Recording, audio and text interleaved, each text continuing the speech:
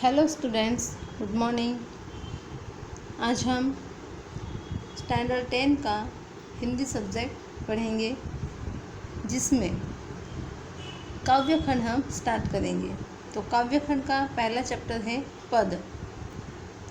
पद में पहला दिया गया है आपको। इसका हम क्या करेंगे, सबसे पहले तो जो पद दिया गया है उसका अर्थ समझेंगे। देखिए, पहला है, उधो तुम हो अति बड़भागी, अपरस रहत स्नेह तगाते, नाहिन मन अनुरागी, पुरई निपात रहत जल भीतर, तारस देहन दागी।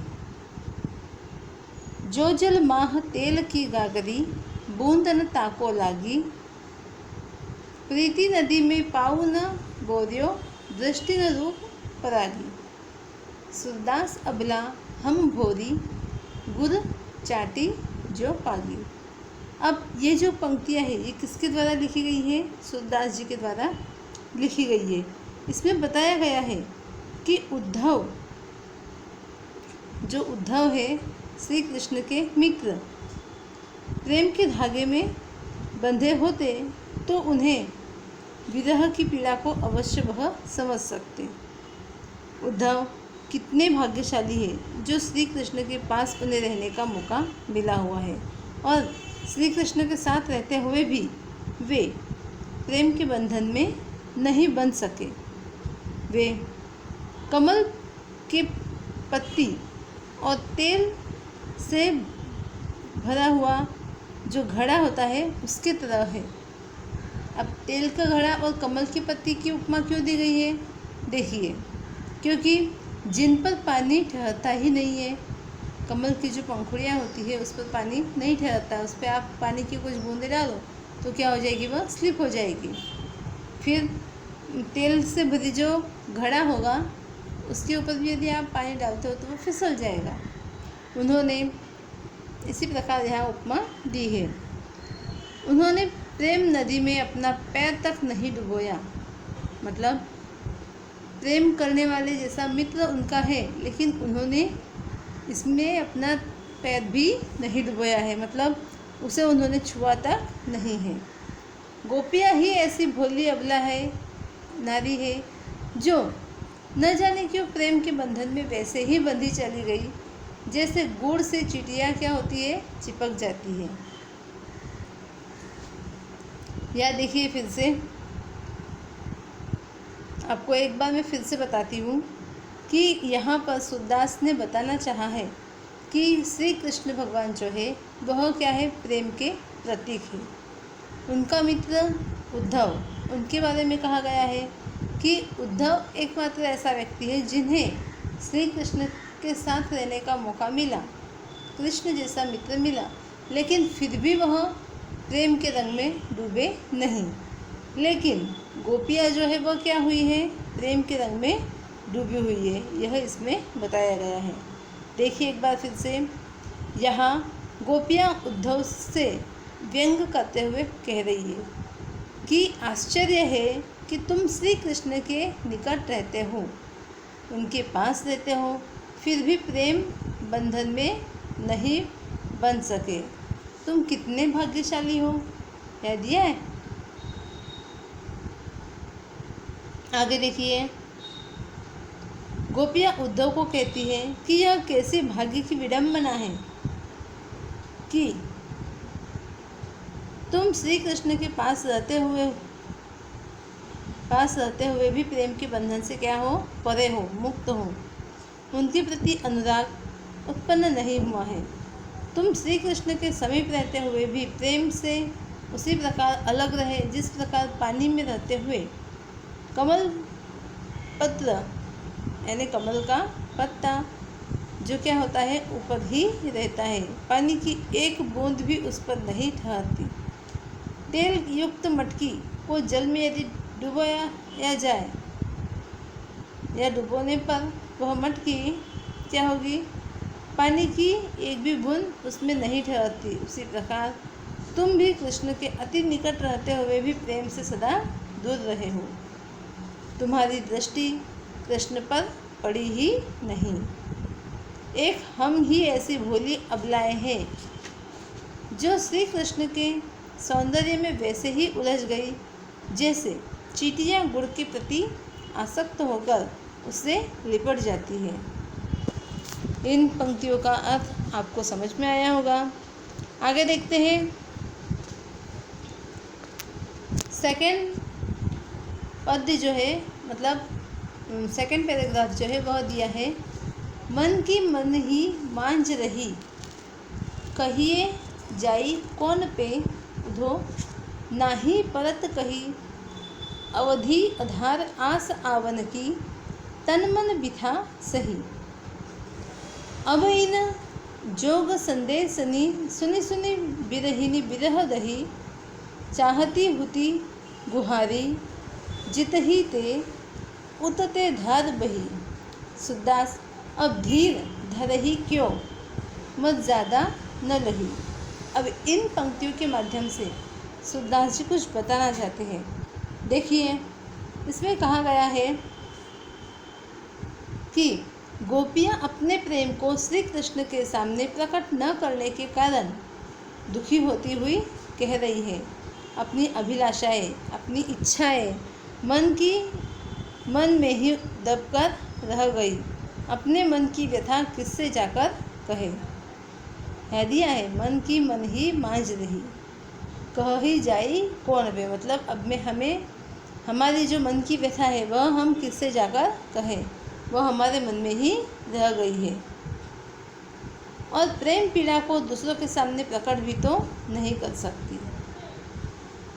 श्री कृष्ण के लौटने की मन में आशा संजोए हुए उनके आने की अवधि को अपने जीवन का आधार बनाकर तन और मन की व्यथा को सहन कर रही थी।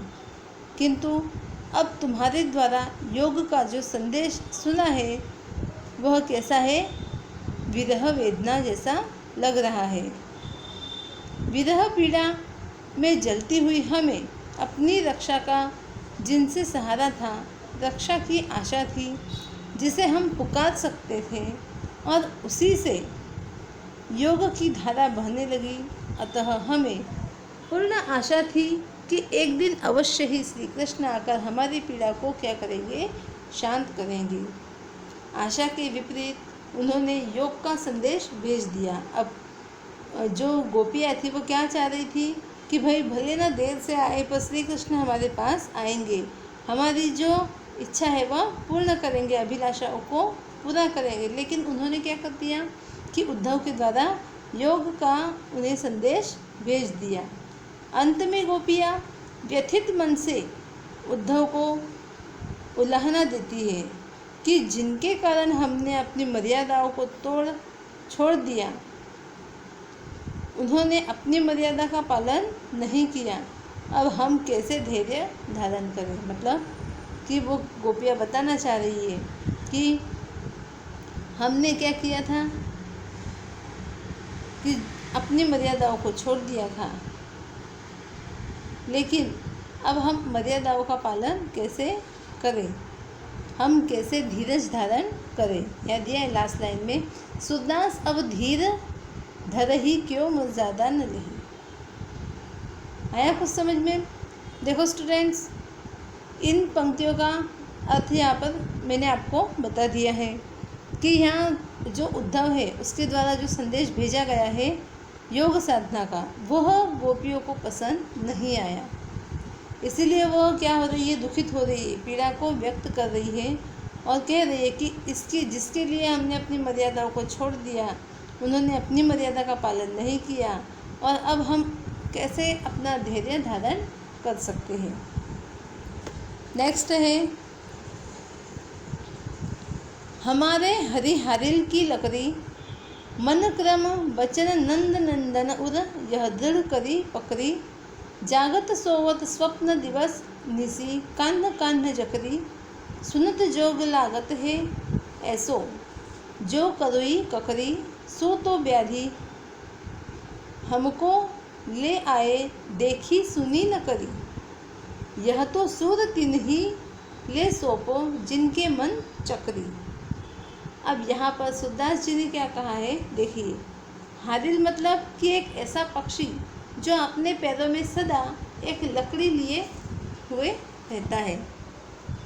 यहाँ पर बताया गया है सूरदास जी के द्वारा, गोपियाँ उद्धव को संबोधित करती हुई कहती है कि श्री कृष्ण हमारे लिए हरिल पक्षी की लकड़ी की तरह है, जिन्हें हम छोड़ नहीं सकते। जिस प्रकार हरिल पक्षी एक लकड़ी को पकड़े रखता है, उसी प्रकार हमने श्री कृष्ण को पकड़ रखा है, हम उसे छोड़ नहीं सकते। वैसे ही आगे देखो, हम श्री कृष्ण को छोड़ने में क्या है, असमर्थ है। हम अपने प्रिय कृष्ण को मन, कर्म और वचन से अपने हृदय में क्या हुए हैं, बसाए हुए हैं। आगे देखो, इसमें बताया है, हम सोते जागते, स्वप्न में, रात हो चाहे दिन हो, सदैव श्री कृष्ण का ही रटन लगाए रहते हैं।